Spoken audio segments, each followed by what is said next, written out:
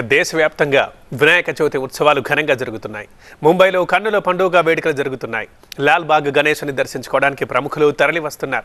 పలువురు సెలబ్రిటీలు లాల్ బాగ్ మండపాన్ని దర్శించుకున్నారు. మాజీ ముఖ్యమంత్రి ఉద్ధవ్ ఠాక్రే కూడా లాల్ బాగ్ గణేశుడికి ప్రత్యేక పూజలు చేశారు.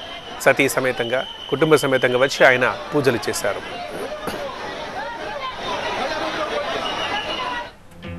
జయ జయ శుభకర వినాయక శ్రీకాణిపాకవర సిద్ధి వినాయక జయ జయ శుభకర వినాయక. ఉదయం నుంచే వేలాది మంది భక్తులు లాల్ బాగ్ గణేశుని దర్శించుకున్నారు. పోలీసులు భారీ బందోబస్తు ఏర్పాటు చేశారు.